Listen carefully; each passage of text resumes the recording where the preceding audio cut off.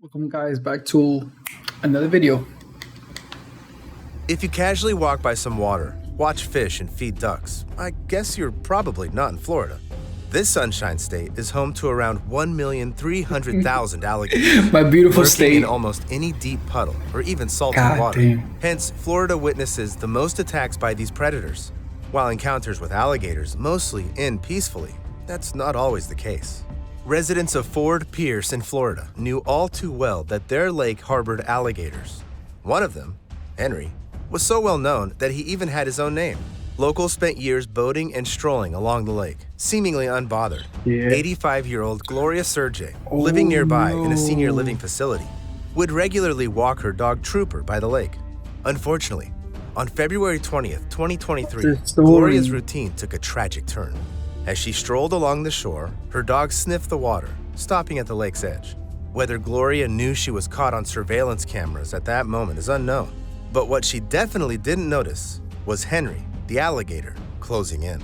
The next moment, the predator lunged out of the water, attacking Trooper. The scared dog managed to escape the alligator's teeth, but Gloria, trying to pull him away, fell. The predator grabbed her leg and dragged her into the lake. At the same time, another resident, Carol Thomas, witnessed Gloria fighting for her life against the massive alligator. Shocked, Carol immediately called the rescue service to report the predator attack. No. He's holding her in! He's holding her in the lake! However, within seconds of the call, horrified Carol screamed that it was all over. It's too late! It's too late! Oh my God! Did you pull her under? Yes! Oh no! When the police crazy arrived, as shit, it was bro. too late to do anything. Still, they hoped to at least find Gloria's body and capture the human. What do you mean? It's being eaten. The beast didn't yield easily, though, and refused to resurface. Specialists had to search the bottom, eventually pulling the alligator out despite its insane resistance. When they finally retrieved the beast, it turned out to be gigantic. About 3 meters long and weighing almost 320 kilograms. The elderly woman never stood a chance. Gloria Sergey's body was later found in the lake, and the killer alligator had to be euthanized. In less than 6 months in South Carolina, under similar circumstances, another gators, alligator bro. killed yet another woman, Holly Jenkins. The predator attacked her while she was walking her dog near the water. Perhaps in these cases, Oh my it was God. the pets that provoked the alligators.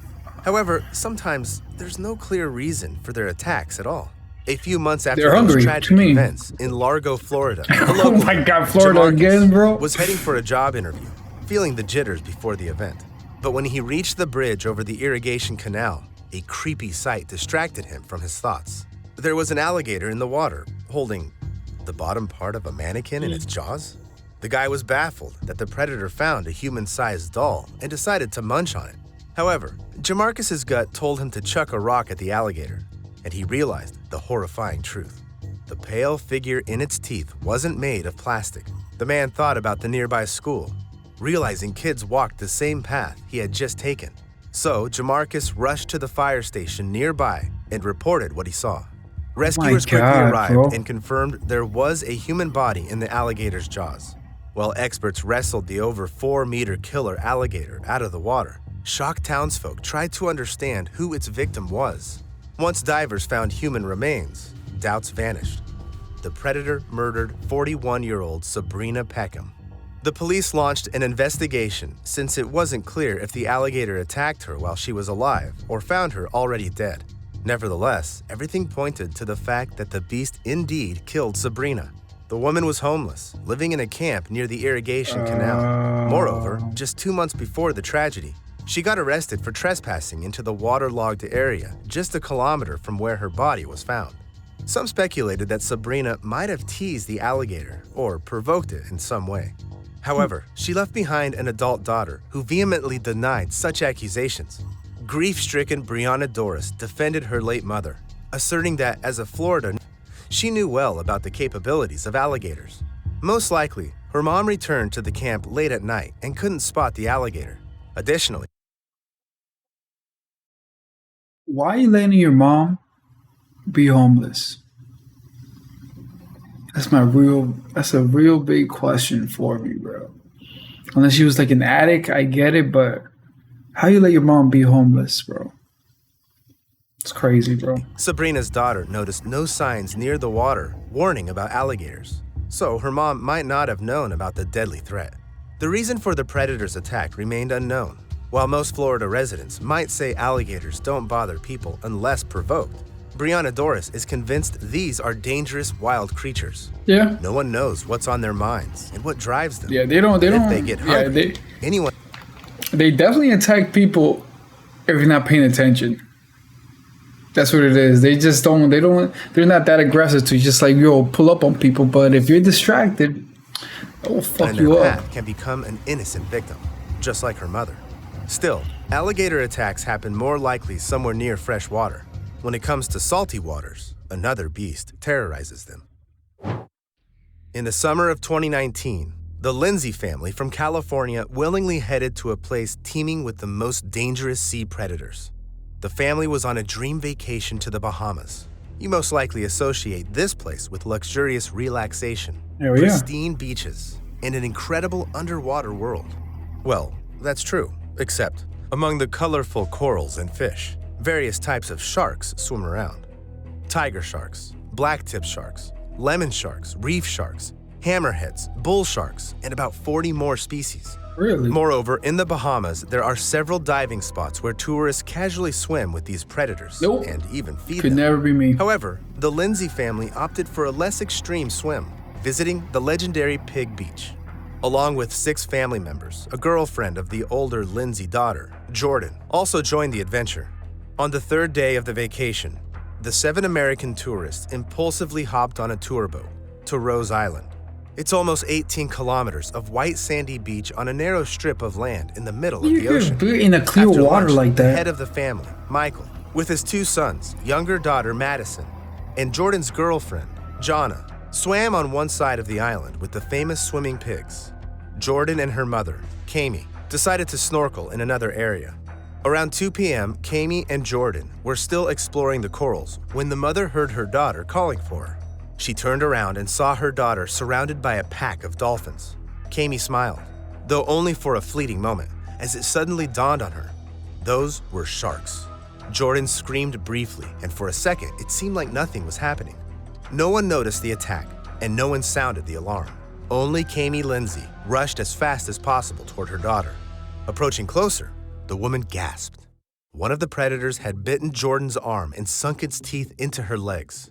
But the mother managed to hit the shark and free her daughter from its jaws. Kami grabbed the injured Jordan and looked around. There was no one nearby who could help, and Rose Island was too far away. So the mother found the nearest piece of land in sight and pulled her daughter toward it. However, it turned out to be incredibly challenging since Jordan could barely stay afloat. Unfortunately, it was just the beginning. Jordan shouted that yet another shark was approaching. The sea predator once again grabbed the girl by the leg and began pulling her underwater. Kami leaped onto the shark, striking it until it released the girl. And again, exerting titanic effort, the woman dragged Jordan to the nearest beach. Meanwhile, the rest of the Lindsay family saw people around them getting agitated and gathering on another beach, watching something unfold. Then, someone said a shark had attacked a person. The family and Jordan's girlfriend were worried, just like everyone else. Still, they had no clue who exactly had become the victim. From the shore, people saw Kami finally pulling her daughter out of the water. However, it brought no relief to the woman herself as she witnessed how severely Jordan was injured. The predators tore off one of her arms and bit practically her whole body. Despite the gruesome wounds, the girl was still alive. Shocked, Kami called for help, unsure if anyone would even show up. Time was ticking. Jordan was losing a lot of blood, and help was nowhere in sight. Finally, a boat appeared nearby, and employees from the tourist agency reached the woman. However, it turned out they had nothing with them to help the injured Jordan. They didn't even have a basic first aid kit. The only thing they did for the shark-bitten girl was wrap her leg with a towel. Kami was as shocked by this as she was by the predator attack itself. Every second was precious for Jordan. This is crazy, she was bro. losing blood drop by drop. They eventually transported the girl to the main island and, from there, to the hospital. He died? Her horrified mother went along. Meanwhile, the rest of the tourists, including the Lindsay family, stayed on Rose Island, anxiously talking among themselves and sharing bits of information they overheard. Even Jordan's family wasn't informed that she was the victim of the attack. When this finally became clear, they rushed to the hospital as quickly as possible. There, they were met by devastated Kami. They left the cruise? Jordan had died. Information about the student's death quickly made it to the global media, and the Lindsay family had to face new challenges. Some news outlets told heroic tales of Sandy Toe's employees bravely rushing to help Jordan. Yet, that wasn't the case. The close ones of the deceased girl decided not to tolerate lies and approached the media themselves to try and find who was responsible for this tragic death. What do you mean? The harsh reality was that none of the Sandy Toe's staff simply knew what to do in such a situation. Jordan's father emphasized that he wouldn't want anyone to go through the same tragedy as his daughter. So, he called for mandatory medical training for employees of tour companies conducting water excursions. His plea was supported by Dr. Eric Ritter, a biologist researcher, a diving pioneer with sharks, and a unique shark-human interaction specialist. Throughout his life, he researched the motives and reasons for shark attacks and created his own school, teaching divers, snorkelers, and divers how to interact with him correctly. The biologist also developed special courses and seminars for tourist companies to educate their staff on avoiding such catastrophes, like the one with Jordan Lindsay, and helping the victim in case of a shark attack. But Ritter also noted that the 3 sea predators that took the student's life behaved anomalously. Something provoked the sharks to attack, and what exactly remained a mystery. However, if there had been a first aid kit with the necessary supplies on the excursion boat, Jordan might have been saved. Because, as it turned out later, a doctor from Texas was traveling with the Lindsay family that day. She swam in the same spot where Jordan was attacked just a few minutes earlier, but the doctor didn't have tourniquets to stop the bleeding or try to save the young girl's life. Instead, she only took a photo of the sharks after the attack. Maybe there was one of those that attacked Jordan Lindsay. What if the predators truly had no other reason to harm the girl except for the animal instinct to kill? On December 8, 1963, 23-year-old Rodney Fox was defending his title as the spearfishing champion of Australia. Like everyone else, he was diving with just a mask and a snorkel, holding his breath. When he went underwater again, aiming his harpoon at a big catch, he suddenly felt a jolt. A hit with incredible force smashed into his chest. That was Fox's first thought. Whatever hit him was like a freaking train. Before he could fully grasp it, the impact was so powerful that it ripped the mask off his face and sent the harpoon flying from his hands. It propelled him through the water like he'd been shot from a cannon. And before he stopped, he realized 2 things. First, he was underwater, and there were no trains down there. Second, a massive great white shark attacked him. The next moment, the predator closed its jaws around Fox's body. The initial shock turned out to be a lifesaver for him because he hadn't felt pain yet and could figure out what he could do to save himself. The situation seemed hopeless, but Fox understood his hand was above the shark's head. So, as the shark dragged him down, he started hitting it, attempting to gouge the attacker's eyes. And for a moment, it worked as the fish paused. Fox instinctively used the pause to thrust his free hand forward to push the shark away. Instead, his palm slammed right onto the shark's teeth the moment it opened its jaws again. He got free from the death grip, but seriously injured his hand. Nevertheless, he managed to loop the shark around the waist to prevent it from biting him again, even though his right hand was practically non-functional. However, the man faced another serious problem: air. He was about 12 meters deep, having held his breath long before the attack. Now, he was running out of air. Again, survival instinct kicked in, and despite the pain and horror, Fox forced himself into action. He kicked his legs to push away from the beast and swam to the surface. Breaking free, he immediately took a deep breath and looked down. It was the most painful and terrifying moment of his life. Through the dark water, clouded by his own blood, he saw a giant shark emerging from the depths with its wide-open jaws. Just like in the legendary horror film, Jaws, which would be released 12 years after Rodney Fox's shark encounter. If you found that movie scary, imagine what the fisherman who actually found himself in such a situation felt. The man decided to kick the shark in the face when it approached. However, water distorts perception, and Fox miscalculated the moment, barely touching the fish instead of hitting it hard. It was the end. Chances of survival vanished. Unexpectedly, a miracle saved him. The shark gulped down a buoy that Fox had been towing on a rope attached to his half-eaten catch. The predator realized something had gone wrong and decided to retreat. Yet when it dove deep, it pulled the rope with it, and on the other end was Rodney Fox. No With no stop. knife and both hands injured, he had zero chance of cutting the line. Still, destiny smiled at the man again, and the shark decided to bite through the rope on its own. In a semi-conscious and disoriented state, Fox swam somewhere, not even realizing where the surface actually was.